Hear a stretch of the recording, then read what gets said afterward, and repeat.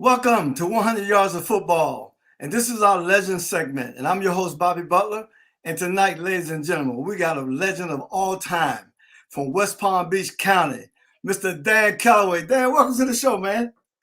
Thank you, and I'm blessed to be in your presence.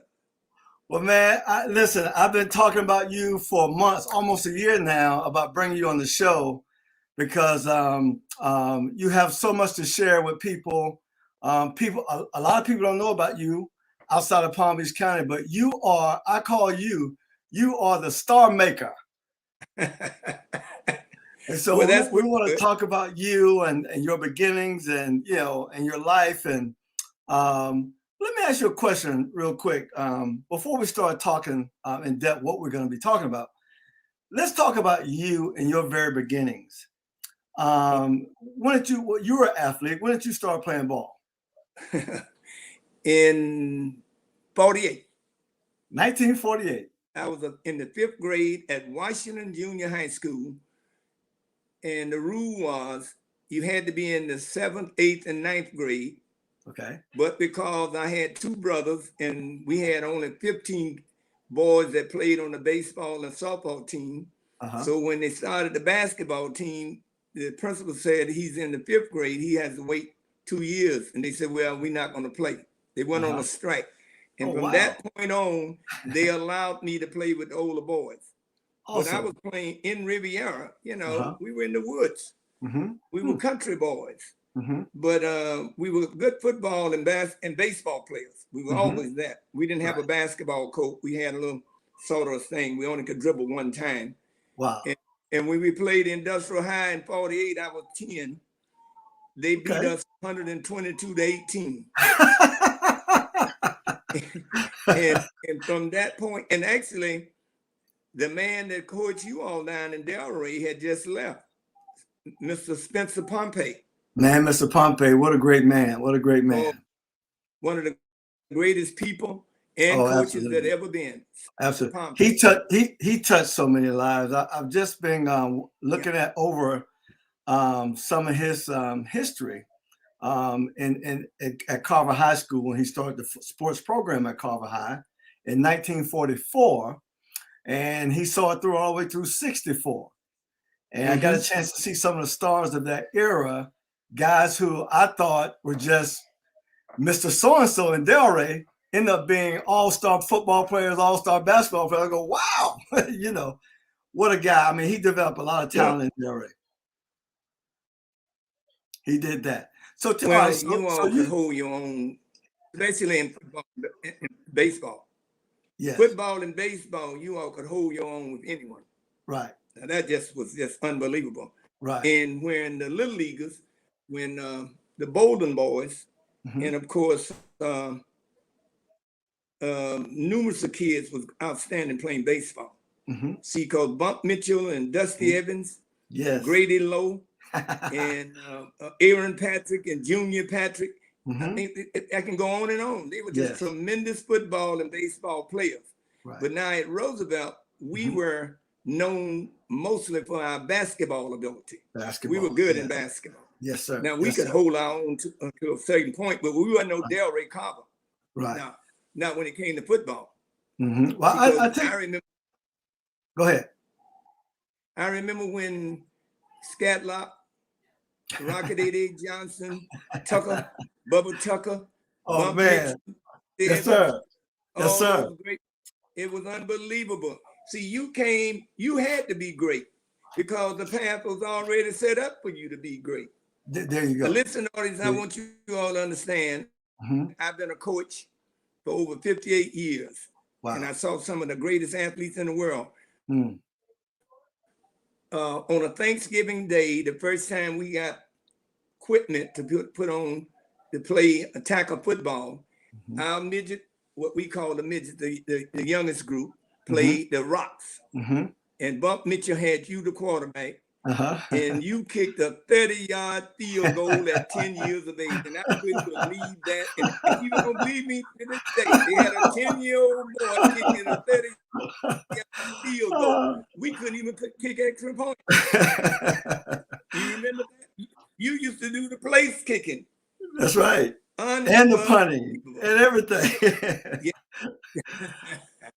I tell you what, though, it's so much fun. Delray's a lot smaller than Riviera. And especially the Black community back then, everything was east of I-95. Well, that was before 95 was even in Delray. Everything east of Congress Avenue, let me say it that That's way. true. All the way up to about Swinton, was our community. And it was so competitive in the streets, man. I mean, street football was everything. And then Carver High, I mean, it's almost like when they played a game, the city shut down. And we got a chance to see some great talent. Yeah, that's true. And we started to live our own dreams. I know I was inspired by Anthony Penn. When I saw Anthony Penn, I saw him play against Roosevelt, Mr. Calloway. And I saw Penn drop back, and the rush was on him. Seemed like he couldn't get his feet set. He ran to his right. They had him. He looped around to his left. He looped again to his right. And then he started running to the line of scrimmage and launched a long pass to Alfonso Wilson, and he caught it. And I said that night, that's what I want to do. Just by watching Anthony Penn play. What a great player. I was inspirational for me. Well, Anthony Penn, they call Wilson, what did they call him, Big Head or Pop or something like that? But anyway, he was one of the wide receivers. Yes. Greg Dobson yes, was sir. on that team too. He was a wide receiver and an outstanding baseball player because he played in the New York Mets Farm Club. Farm Club, that's right. Penn was at Carver. Charles Hayne was at Glade. It's Glade Central now, but it was Lakeshore. And you had Tommy Toombs. Yes, sir. Kennedy. Yes, you sir. had three of the greatest quarterbacks before you. And then yes, Blanche Ely wasn't no pushover. They were no joke, right? No, they were no joke. So let's talk. Go ahead. Let's talk about that talent, because what people don't understand during segregation, we're all playing. We didn't have a lot of schools and a lot of teams, but we played Kennedy, played Carver, we played Roosevelt, we played Ely, we played Carver of Miami. We played teams like Dillard, who was stacked with talent. Oh yeah, talk about the talent back then, man. It was off the chain. Unbelievable. And you got those three schools out of Miami. Booker T. Washington, Northwestern. Well, at my time, Northwestern just got there. It was Dorsey High. Okay. And then you had George Carver down in South Miami. They were tough. The Sands boys. Yes, sir. No, you and see, Bobby, what made it so great. Integration was a hindrance to us in one way, but it's a help in another way. Yes. Every Black school had all those great Black athletes together. You had to really be at your top of your game. See, the talent right now is mixed up. It's watered down. But you put all those Black athletes together. That's why the Big Ten and all the northern schools got a whiff of that. And when they broke the colored line in the 60s, they started grads, because everybody was going to Florida A&M, the Jake Gates. That's right. And at Bethune-Cookman, even Jackson State and Tennessee State and all that. But right now, everybody want to come to Florida to get some of that talent. And you know why you all were so good? Because the heat. You ran up and down all the time. And then when you got up to Tallahassee in that cold, you were quicker than when you were playing in school down here in South Florida. That's right. When Anthony Carter and all those guys were so fast, you had to be fast. And the guys from Belgrade was fast up. They were running rapids when they started running the cane field. That's right. Well, it's amazing, man, because, in my time in high school, I played in a great time because I had the privilege as a 10th grader to play against the Juice, number 24. I played against number 24 when I was a sophomore in high school, and he was a senior at Forest Hill. I was Mr. Calloway, I was 135 pounds playing safety. I was a backup quarterback as a 10th grader. And I tell Juice, I say, look, man, I played the best game I played the whole year. We played them, and I had some great moments. But at the end of the game, they ran this isolation play, and I'm playing free safety, and the hole opened, and I saw it. And I started running downhill, and he come through the hole. Otis come through the hole, and all I can remember was just this sound, bip. I don't remember no more. He had knocked me out cold. You know, yeah, he was not only fast, but he was big and had a great stiff arm in high school. Man, what you talking about? But you didn't know about his brother, right? Marvin. Marvin, we call him Smut. Okay. Sent him to Arkansas State, and he broke his wrist diving in the water.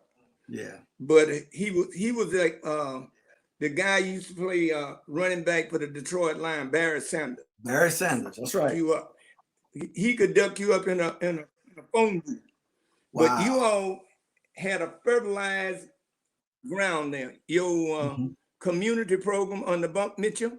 Yes. And then with Spencer Pompey. Mr. It was Pompey. the coach at Carver in the whole town. Barry Hill mother. Yes, Johnny's Hill. Wesley. Yes. Yeah, Johnny. Oh, those people and Brother Parker and all those people, Zach Strong, because you played with Zach Strong kids. Yes, sir. Yeah. Yes, sir. Yes, sir. He died about a year ago. He just passed, yes. And we were, when there wasn't no athletic game, we were together trying to put together a program about the upward mobility for Black people. We weren't going to be second class people. No. Right, absolutely. See, absolutely. That's the reason why you are where you are now. You had some good people in that community. You fought hard to go off to Florida State, making All-American, being drafted by the Falcons, played in the big stuff. Because years ago, we brought all of them back. Carson, what the kid from Pahokee. Ricky Jackson, Carlos Carson. All of them. Yes, sir. Yes, sir. And actually, all of them coming back again. And actually, Rickett is the oldest one in the Hall of Fame. Yes. This is what happened. We don't do as a community to raise sand, write in, and tell all those writers, because how about Anthony Carter and Otis Anderson and Lamar Paris and all not in the Hall of Fame? That, not in the Hall of Fame. I totally agree. I totally agree. Lamar Paris played 13 years in the NFL, 3 with the Washington Redskins, the other 10 with the Cincinnati Bengals. He made all pro, not just the Pro Bowl, all pro 9 years as a corner for the Cincinnati Bengals, and 1 year for the Washington Redskins. And you mean to say he can't be in there? They show films about him, how he should be playing cornerback. And you know more about defense because you were the coordinator of the defense as a safety. Right. That's right. Well, I tell you, you're so right, Mr. Yeah, you're so right, because we need to raise sand, because it's really a shame. You got OJ, who was the MVP of the Super Bowl over in Tampa. 91. When 91. They beat Buffalo. When they beat the Buffalo, MVP of the game. Was the most valuable player of the Super Bowl. That's right. And we know Anthony Carter's record, but Lamar Parrish, when you look at Lamar Parrish's numbers, Mr. Calloway, I mean, he should have been in 20 years ago. Well, the man should have been in a long time ago. That's political. It's political. Everybody, Lamar comes back down the Riviera, and anytime I call him and speak and help put on a clinic. But you see, the thing, what it is, now you take like Derek Harper. Derek Harper in basketball. Yes. When he left Dallas, and then he went to the Knickerbockers. Knicks, right? They liked the with Ewing and that team. That's when Shaq beat him. When Shaq first time, and then Shaq went up against Elijah Wan in Houston, beat him. But you see, the thing, what it is, Derek Harper was one of the best guards, not only as a defensive player, an offensive player, but to run a team. Because, he was playing at North Show with with great group of kids, Yes, and sir. they went. He took not a good team and won the state because he was that He was that good. Right, right, right. He was Man, that good. I tell you, they had some great teams at North Shore. Yeah, Floyd Andrews had a better team at Roosevelt in '68. Did he really? With Greasy Lowry, Okay. and Nicholson and Michael Lane. Oh yeah. Okay. Wow. Wow. Man. Greg, we call Greasy. We call him. His name is Greg Lowry. Oh man, that team. They went on. That's the last team in Florida. Went undefeated. Is that right? They won the state. Wow. They won the state. They never lost a game. Man, I didn't know nothing about that. Roosevelt last team. You remember when they passed the law that all the schools in Florida must be integrated. And Floyd Andrews' last team, they won all their games and when they won the state in Chattanooga, Tennessee. Wow. Yep. That's powerful. That's powerful. See, I think, well, Bobby, the problem is, and go back to I know you saw the movie Roots. Yes.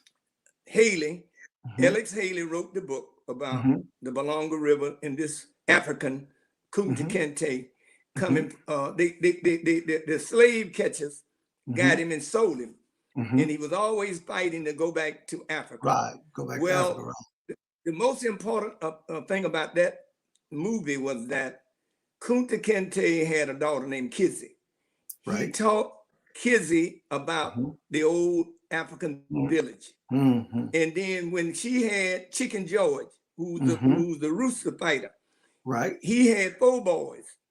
She taught him about the old African, and he taught his 4 boys. See, we don't go and tell the story. Now, that's why you are important, because when you having a podcast like this, you are telling the story. See, now we in our 100th year of existence in Riviera. I was born there 84 years ago. And I'm not the oldest one. I'm the 3rd oldest one, but I can still tell a story. Most people, one of them 93 and one of them 86, they can't remember all the things. Senility is set in. See, our problem is we don't tell the story where we struggled for life and the things we had to overcome and get where we are now. Yes. Years ago, it was thrown up in my face by a lot of people. Why do you keep complaining? You got this, we gave you that. I said, you can do anything you want. I said, no, we can't. We can't be the president of the United States. At the moment, President Obama, about 14 years ago, right? Whenever about 14 years, something like that, won, then there's no more excuses. Right. Because that was the only thing, even when you get up, you had in your mind, there's nowhere in the world where you're going to ever see a black president. Right. That's right. That's right. Am I right about that? You're right about it. You're right about it. But, and see, we suppose we're standing on the back of a lot of people. Greatness was always around us. But most of all, they took time to give us hope. Yes. And when you give young people hope and teach them through, especially an athletic game, that the rules are here, you train hard, and good things going to happen if you keep your body in shape. Yes. But we can't just rest that we did this 2 years, 10 years. You got to keep on going. See, the question you asked me at my age, at 58 years running the youth recreation, why do I do that and send all the kids to college? Because somebody got to be in the gap to remind them, you got to go and get an education. Why did you go? You were a good student. Right. You see, and they couldn't deny you because you always was in a thinking position. If you played in the pros, you was a safety. You had to make sure you tell everybody where to be. You keep them even from getting behind you. And then when you were in high school, you were the quarterback. Who in the world is telling everybody out there but the quarterback? That's right. The leader. That's what you call a leader. Absolutely. Absolutely. Amen. And that's why this is not going. Everybody talking about you. Laverne and her sister Ramona, the Mitchell. and all of them up there. And then all the Coleman boys called and told me that you had them on. Right. That's a great family. Look at all those boys together. Yes, sir. And see, that came from every program we had at the Tate Gym in the complex. Bootsy, Robert, Bernard, Crosby, and Michael. Yes, sir. They all grew up there. And those I are bad played boys. in the Negro Baseball League. Their daddy was in the Negro Baseball with me. I didn't know that. Oh, he was a tremendous pitcher. Their daddy was their mother is a Butler. And all them Butlers is right down in Delray. Delray, that's right. That's right. Yeah. Wow. I mean, that's amazing. You know, when you start talking, you start to learn things, right? And you start to hear things. I'm really amazed at what I find out when I interview people on this show. You know, the new things that I find out. You know, how the dots connect, right? Okay. And it's so important that that we hear these kind of stories, and we hear, because inspiration. I'm just telling you right now. You know, I had a dream. I saw Gail Sayers play ball when I was 9 years old. I went to my room, Mr. Calloway, and I wrote down on a piece of paper, I want to be a pro football player. Beautiful. And then I got a chance to go see Anthony Penn play. I mean, it just kept inspiring me. It kept inspiring me. Then I started playing youth football under Bump Mitchell. And Bump Mitchell taught me one thing. One thing Bump Mitchell told me, this is a team sport. It has nothing to do with you individually. Because at that time, I was faster than everybody. I could do more things than most people on the team. And all I thought I had to do, just give me the ball. Just give me the ball, coach. We're going to be all right. No, it's bigger than just the ball. This is a team game, right? He taught me that. Then Red Odom took me when I was in the 8th grade. They sat me on the bench. Man, that thing hurt me so bad. I mean, I was crying. I sat the bench for the first time, and Red said, Bobby, we need to come up on defense. I said, Coach, I'm doing that. I'm an offensive player, right?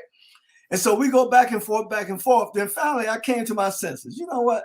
Let me go do what they're asking me to do. Maybe it'll work out for me on that side. I learned how to tackle. You know, I learned how to tackle. Yeah. And then 2 years later, I'm in the 10th grade, starting at the high school. 2 years after that, I go to college to play defense. And 4 years, I'm All-American. I'm the first round draft choice in 1981, played 12 years in the league, right? So these men, these great men who not only inspired me, but taught me and disciplined me and taught me what was right for wrong. And look, do what your coaches ask you to do, because they can see things that you can't see yourself, right? That is true. And so when I think back and I think back, even Mr. Pompey, even though when I was in middle school, he was still the principal at Carver Middle. And he found out that they had this kid on the track team that was long jumping. And the track coach said, well, can you help him? And he come out and help me long jump. I long jumped in the 8th grade, Mr. Calloway, 18 feet 9 inches as an 8th grader. And because of what Mr. Pompey developed in me, the next year as a 9th grader at Atlantic High School, I long jumped 22 feet 11 inches in a year. You know, these great men just, you know, they're helping, they're available. And so we applaud you because you have helped so many. And that goes a long way. And I hope that the guys that you've helped, I know some of them because I know them personally, are looking back and doing the same things that you are doing to these young folks today. It's the most important thing we can do. It's the most important thing we can do. Well, you see, the thing, Martin Luther King said something. I was living in New York, and they were in 67. And my grandmother, my father's mother was from Newark, New Jersey. So some summers I went back to North. And my oldest brother lived in New Haven, Connecticut. That's where all my niece and nephew was born at, in New Haven, Connecticut. And the thing with Martin Luther King was in Queens, New York.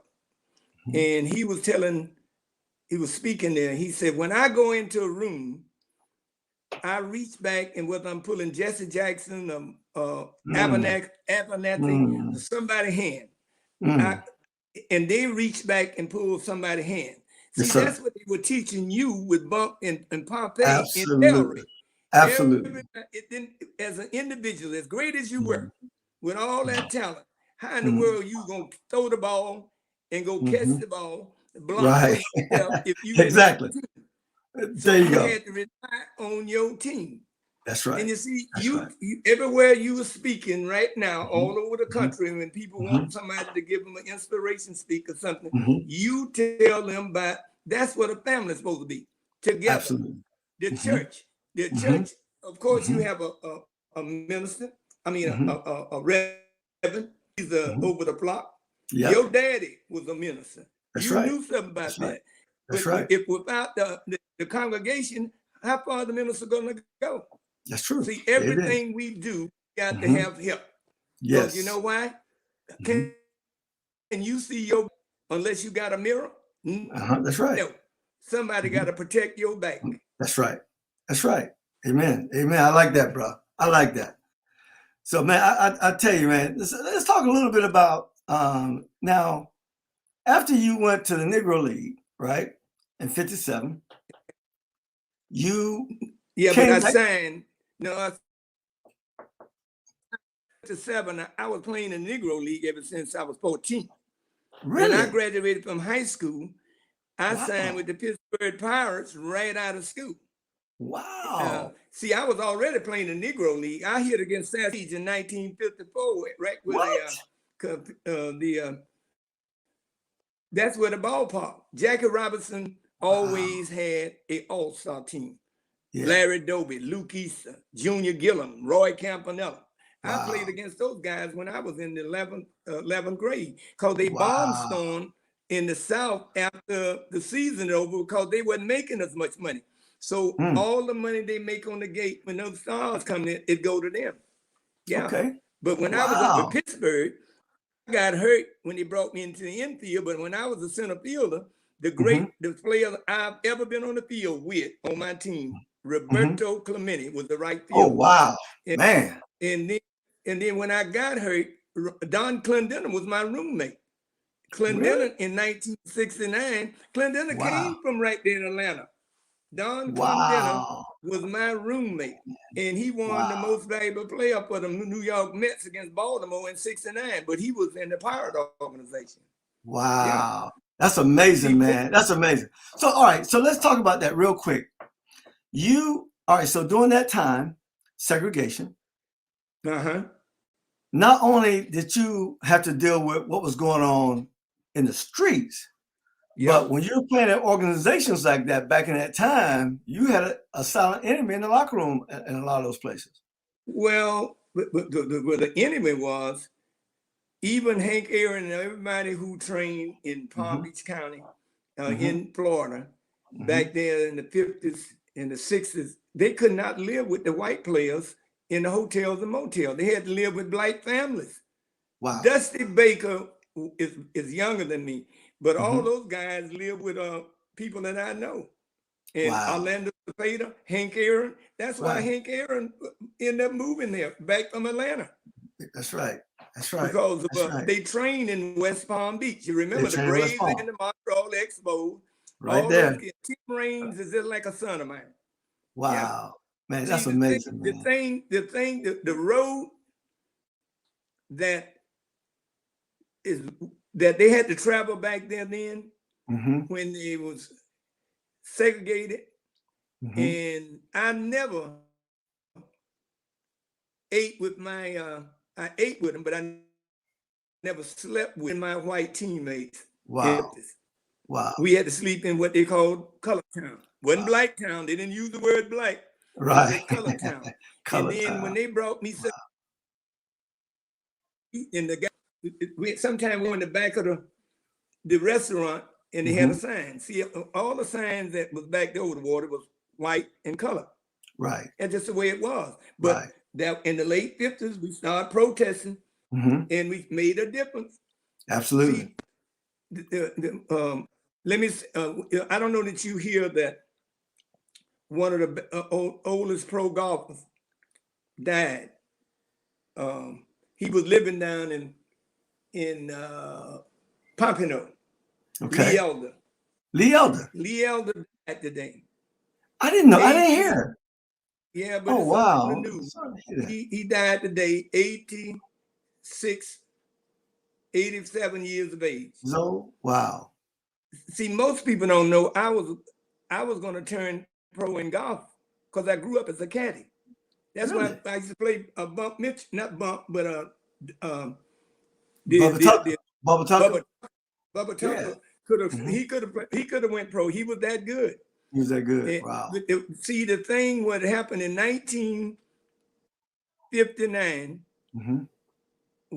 the blacks could not go and playing golf past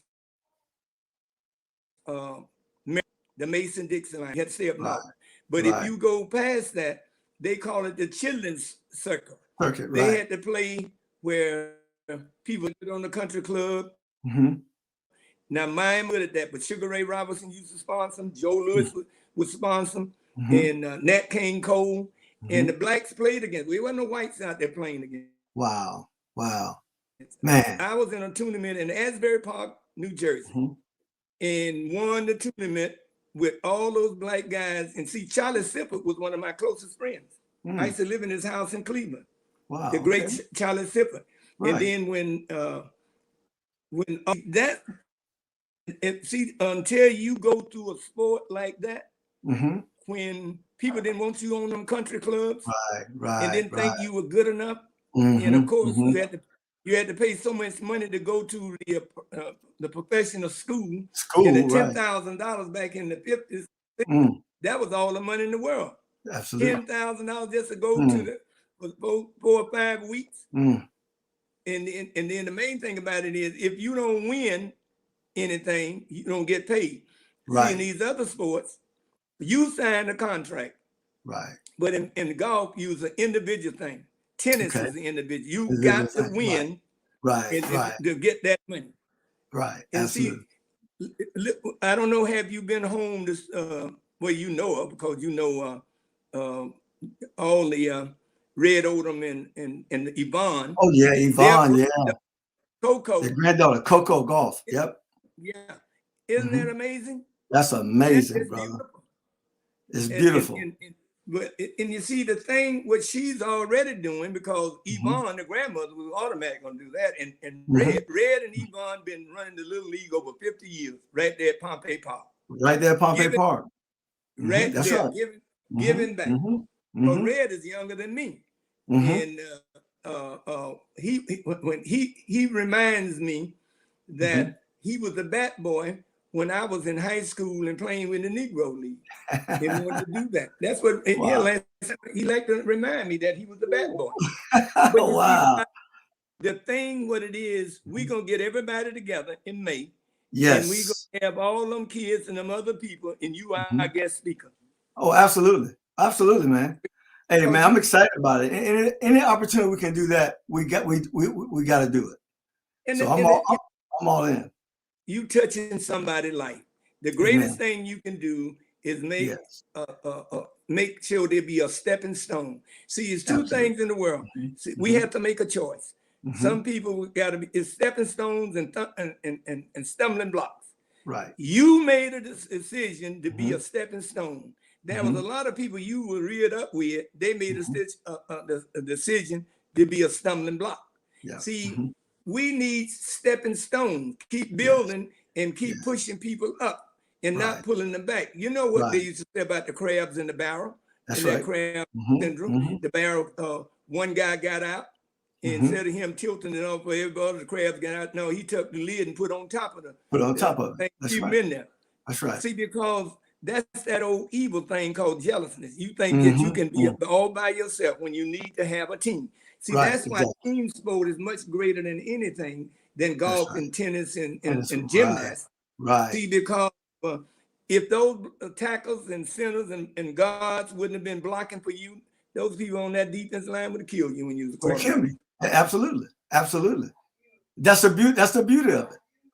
We got to depend on somebody else to come and right now, a lot of your teammates and people you went to played in the pros and all over the world, y'all get in and talk about what it used to be. There's nothing greater than that locker room when you're all together. Nothing. It's brotherhood. You know, it's amazing, Mr. Calloway. I can be sitting here and in thought, and think about one of my teammates and man, start to grin and he's not even in the room. Start thinking about our relationship, thinking about that brotherhood. It's special. I mean, it's special. This has been a tough year. I'm quite sure not only for me, but for a lot of people. Because of the pandemic, and I've lost a lot of teammates. I lost a lot of teammates this past year. So, but anyway, you know, life goes on. Yeah, but you can't travel and hug and reminisce like you used to. Like now you used got to. another variant that's coming out of Africa.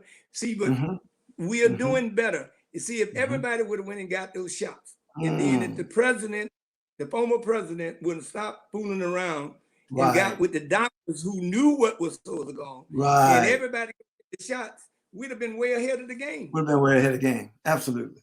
We've been way ahead of the game. Way ahead of the game. I totally agree with that.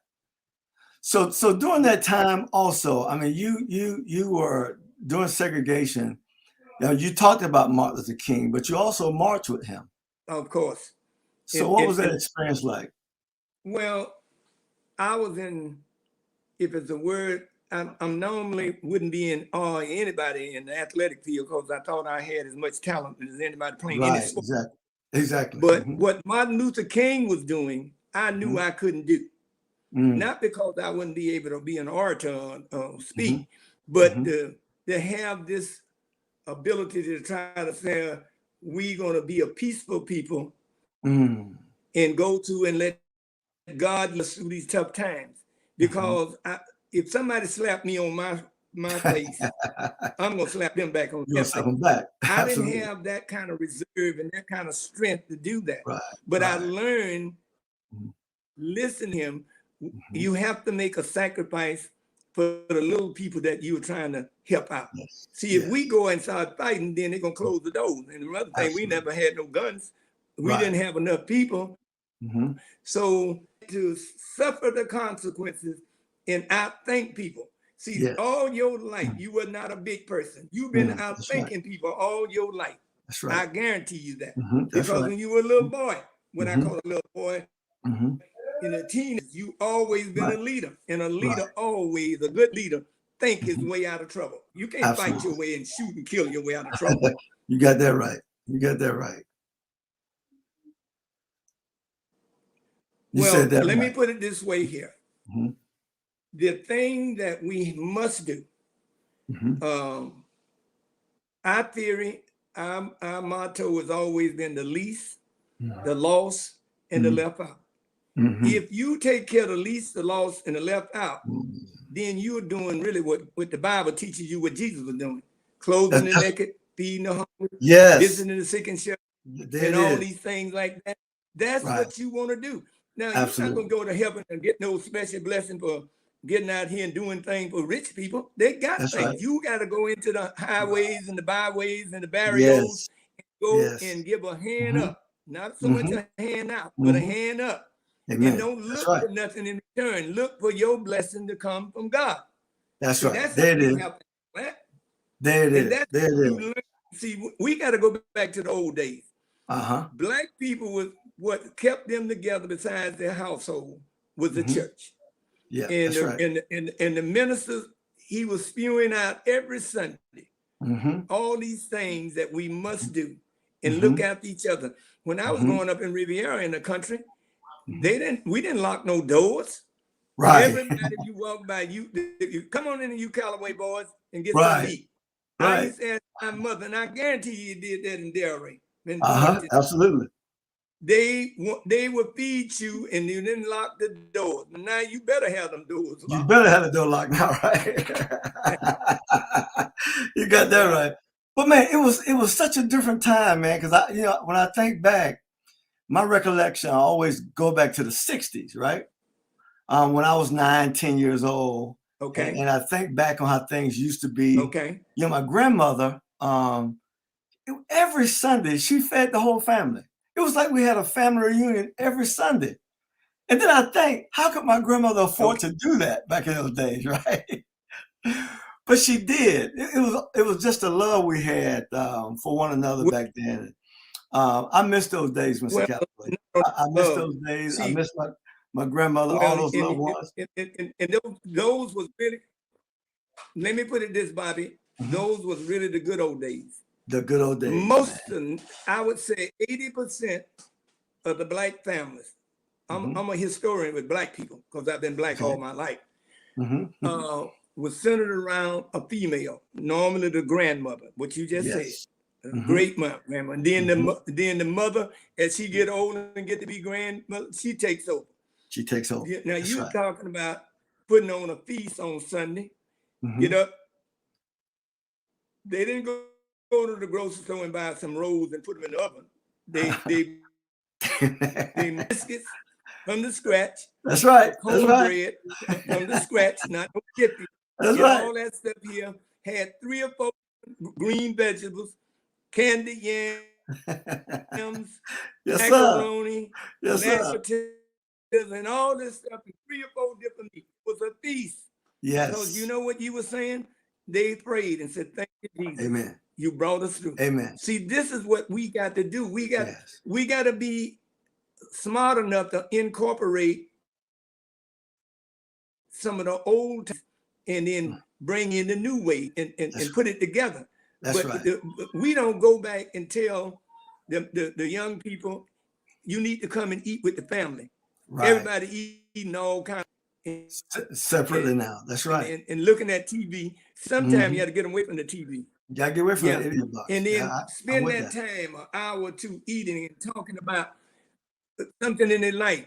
And then just say somebody is mentally off. You talking, you will know the characteristic of that individual. So something wrong with you, son. We got to do something about this, young lady. And then you need to listen to the kids. That's let the kids ask those questions. See, if you don't listen, they're gonna go and ask somebody on the street about the question, and they may tell them the wrong thing. There you go. 9 out of 10 times they're gonna tell you the wrong thing. That's exactly. Wow. That's exactly right. Wow. So when you talk about helping those people who are less fortunate, this past week, you led in your community. How many people y'all feed for Thanksgiving? 7,000. 7,000 people. Yeah. Wow. And last year was only 6,300, and I was hurt because if I tell, let's say the Stony Brook, there's 602 people in there. Right. We're gonna give every person in that household a carry-out tray that have enough food for 2 meals. 5 years ago, a lady challenged me.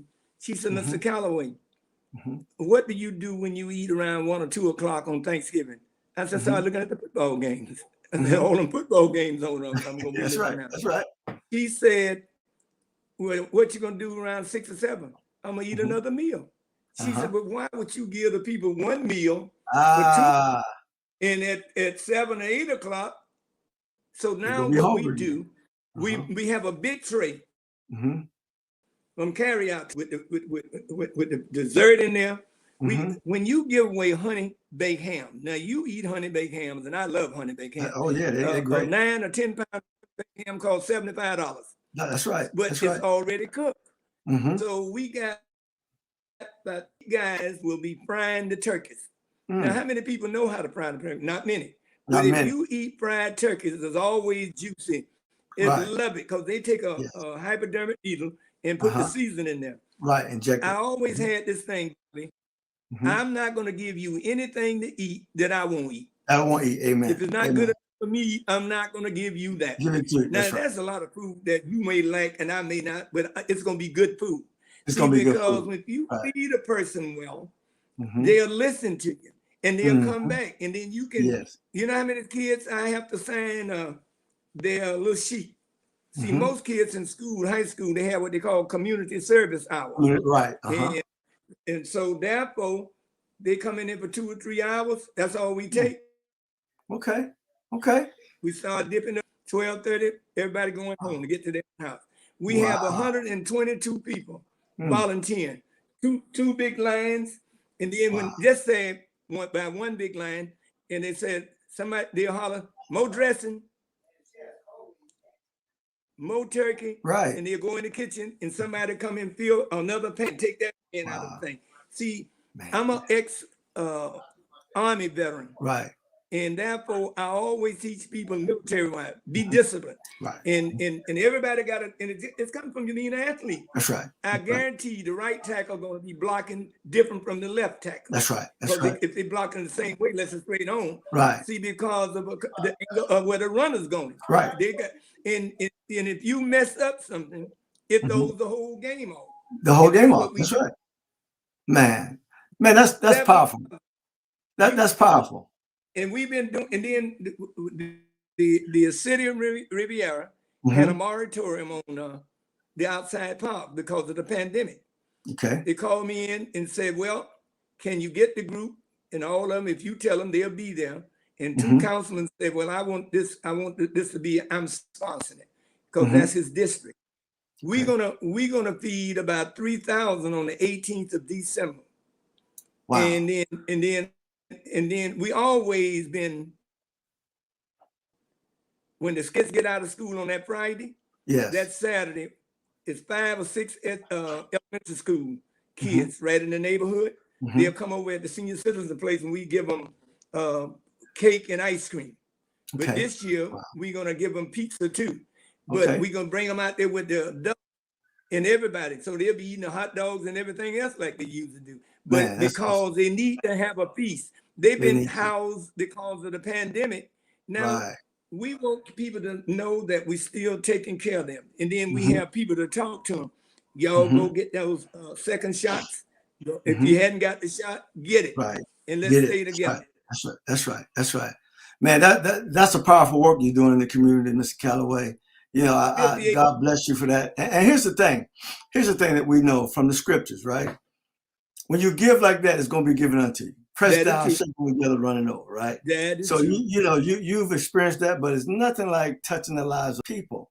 That is true. There's no greater feeling than that, right? There's no greater feeling than that. And I applaud you for that. Anytime I can come down there and help you do anything, you please call me and let me know for sure. I know I'm going to send for you to be one of my speakers. See, for some reason, I told Anthony Carter, which you know him real well, they have crazy barbecue on 45th Street every Thursday, and they got 5 big TVs. They're looking at the Thursday night football game. Okay. And then after this is the first time they've been doing this, but they're gonna do it with the basketball games after that. It's like the camaraderie that they can talk about old time. Because Anthony asked and said, well, call Mr. Calloway.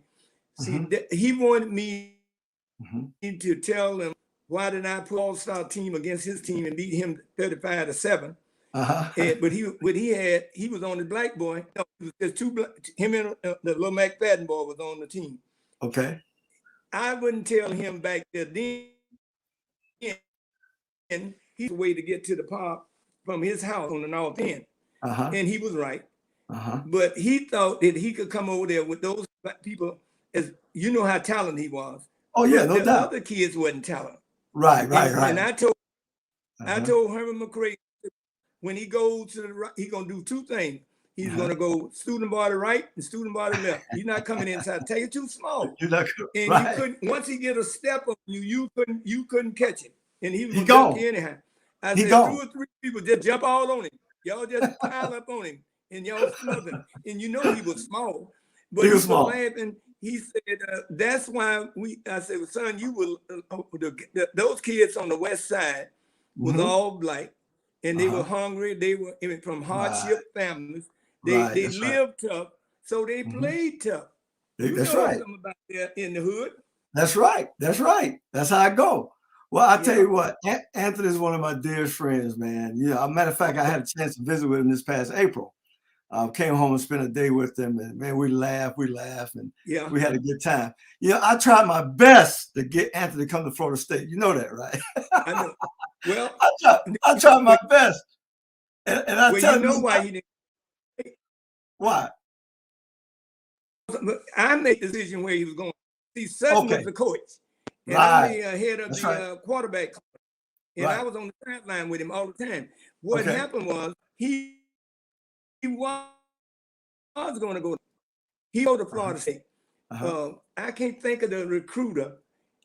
his girlfriend was already at Florida State. Right. That's who it was. That's exactly what it Schofield. That's right, exactly who it was. He brought the girl down there to get Anthony to come outside there, and his mother called me, said, "Who is the girl?" I said, "What girl?" And then when I found out, I told Kent, "Go back. You can never come here again." He was shut out. He was shut out. He was it was a wrap. because that's a they was going to be. Why would you do that? You didn't have to do that. You didn't have to do I that. wanted him. You know why I wanted him to stay in the state? Right. Because it's easy for his parents to get to him. His parents to go see him play. Go to Right. Michigan, Exactly. Like they would go to Tallahassee. Right. But I made that decision. So this what you right on the money. That's who it was. this is what I told AC when I was at his house. I said, "Man, you know what?" I said, "You cost me 2 national championships, man." Because had Anthony been with us in 79, he'd have been a freshman, right? And we lost to Oklahoma. We were 11-0. We lost to Oklahoma in the Orange Bowl. And then my senior year, we was ranked as high as number 2. That's true. You know, we beat Nebraska, we beat Pitt and Tallahassee. And I said, "Man, if we had you, man, we would have won 2 back-to-back national titles." And he started grinning, man. He just started grinning. Well, and not only that, your team was a passing team. We were a passing team. That's right. That's right. Yeah, you see, actually, you can't imagine all the people was calling me. Bo Schembecker had never been to Florida to recruit anybody. He had never seen Anthony play. Wow. But his basketball, the head of the basketball, Johnny Orr, came down to recruit 2 years before that. Mitchell. Daryl Mitchell. TC. Daryl Mitchell. And Daryl Mitchell's father and I was high school teammates in baseball and basketball. Oh, okay. And Mike, Daryl's a lawyer right now. His sister's a lawyer, and his daddy was a lawyer. Okay. Well, but you see, the thing, what happened was when Schofield messed up, but the great running back for the Houston Oilers, Earl Campbell. Earl Campbell, yes, sir. Earl Campbell told me, I don't know how he got my number. He called me. He said, "Can I speak to Mr. Calloway?" I said, "Speaking." He said, "I'm Earl Campbell." Well, anybody could be telling me Earl Campbell. Then Earl Campbell, right?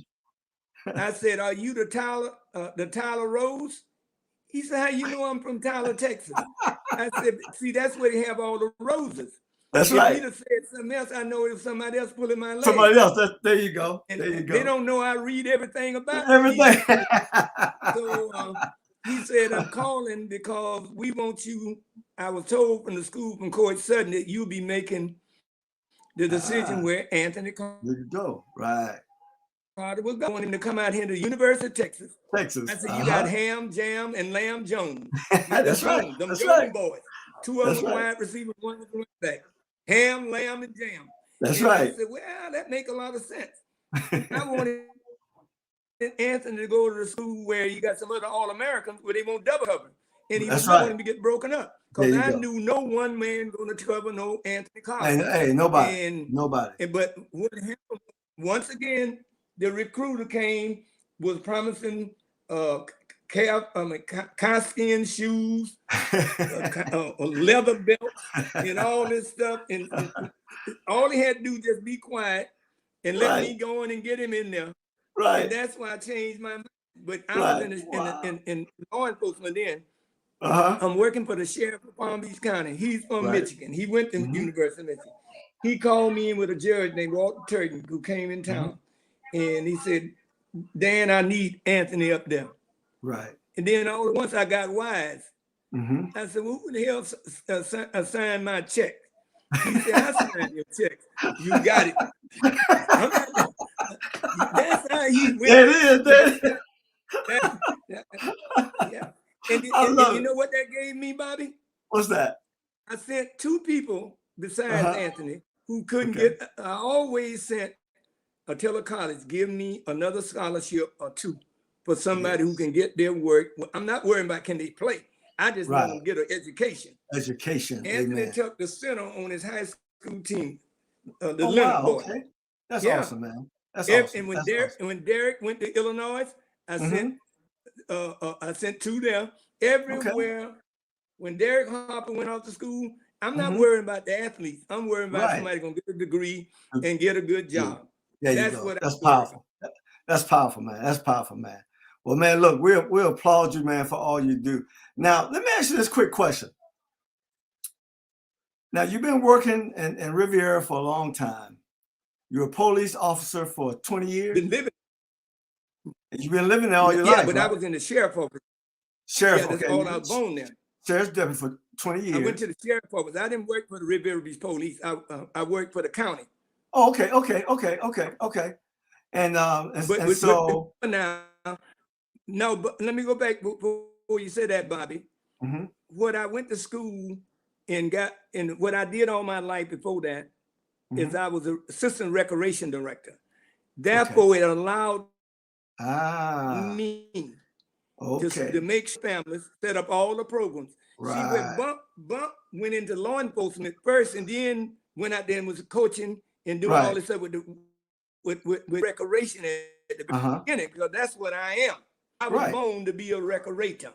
Oh, absolutely. And setting up all the programs and everything. Absolutely. And then when I left there, I left and went to the sheriff office because Percy Lee was over the let me see what the Urban League. Urban League. He called me and he wanted this here guy, Richard Willie. He needed me to because he was running against Boone Darden, but Boone was a Democrat, and this man, absolutely. Yeah. And I said, okay, we'll meet him and talk to him and find out.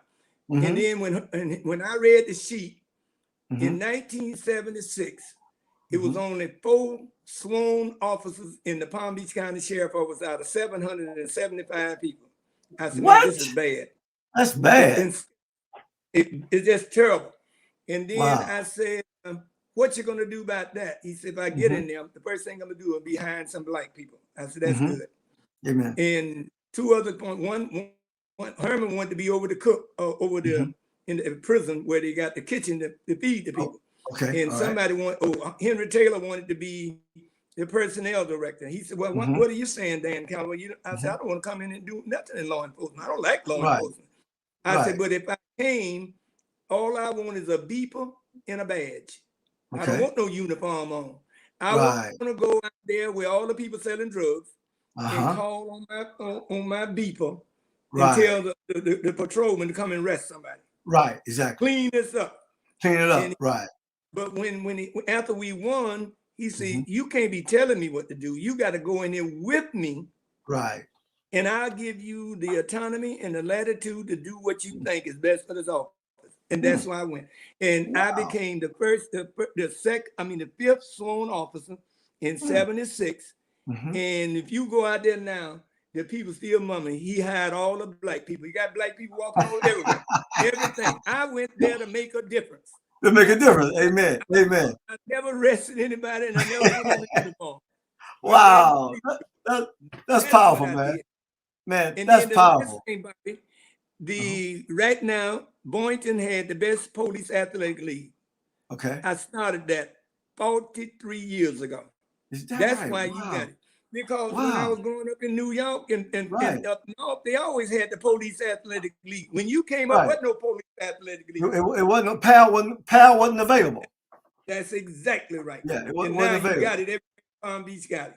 Yeah, that's right. I started that 40-some years ago. Man, that's powerful. Bump Mitchell, see, Bump was in juvenile when he was working at the Delray PD. Yeah. Okay. That's where he was over the juvenile division. That's why he started all those leagues and all that stuff out there. And all the people supported it. Well, I tell you, man, I just want to say thank you for your service. I mean, you've done such a great job down in Riviera that they end up naming the recreation center the Dan Calloway Tate Recreation Center. Now that's powerful right there. That speaks for itself. 29 years ago. That speaks for itself. And I'm still alive. Are you still alive? I love it. When somebody Yeah, but yeah, that most of the time when people name something after something, they dead. They dead. That's what I'm trying to say. They are dead. See, but and I usually say one of these things. I said, well, the reason why they thought I was going to die, but I'm like the phoenix bird. I rose from the ashes, and I'm still here. But yeah, that's what happened. That's powerful, man. Well, again, Mr. Calloway, that's the end of our show tonight, man. Thank you so much for the time. Hey, listen, let's do this again. Let's do this again because you and I got a lot to talk about. We can talk about. Well, we can go back on another thing. Well, why don't we, when you want to do it again, we talk about them old timers and give them a little plug, and we can talk about them all over, all them former great players and great people. Man, let's do that. Some of the great people like Rosetta Road. Man, Libby Wesley. Throw in some of those. And Zach Strong and all those people who looked after you up and down the street. Yes. Man, I can tell you some story about Miss Rosetta Rose. She taught me, we went to the same church when I was a kid, before my daddy got his own church assignment, right? Man, listen, we know some of the same people. We can talk forever. So listen, that's our show. Listen, Miss Calloway, again, thank you so much for being on. Hey, ladies and gentlemen, that's our show for tonight. If you like the video, comment, share. This is 100 Yards of Football. And this is our legend segment and our great legend tonight, Mr. Dan Calloway. Thank you so much again. Thank you. Appreciate you. Stay healthy. All right.